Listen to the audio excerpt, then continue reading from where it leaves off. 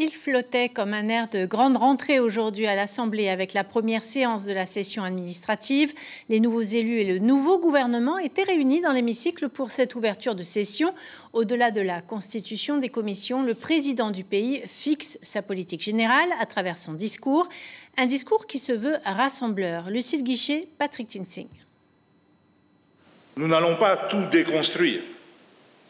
Nous allons en revanche aligner ces plans, aligner ces projections, aligner ces programmations sur le programme que nous avons porté devant le NUN1. Le ton est donné. Il n'y aura pas d'attaque dans le discours de politique générale de Moetai Broderson. Le président appelle au dialogue avec la minorité et les maires et au partenariat avec l'État, notamment pour la transition énergétique, mais aussi pour une mission de l'IGAS, l'Inspection générale des affaires sociales, pour accompagner le pays dans sa réforme de la PSG.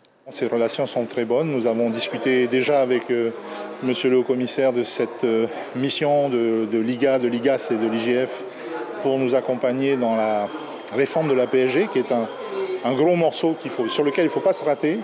Et ça ne veut pas dire que c'est l'État qui va venir réformer la PSG de la Polynésie, mais qu'il y a, je dirais, des compétences et de l'expérience dans ces organismes. Les grands axes de la politique générale, l'autonomie alimentaire, l'équilibre des comptes sociaux, la création d'un statut de victime des essais nucléaires au sein de la protection sociale, l'aéroport des Marquises, la résorption des embouteillages et la transition énergétique. Je n'ai rien retenu sur la baisse des prix dans les magasins, sur le pouvoir d'achat. Enfin, voilà, des mesures urgentes d'hier apparemment n'apparaissent pas encore lors de ce discours de politique générale. De son côté, le président de l'Assemblée, Anthony Géros, a annoncé notamment un comité de déontologie parlementaire, plus de transparence dans les travaux ou encore une assemblée plus ouverte sur le monde.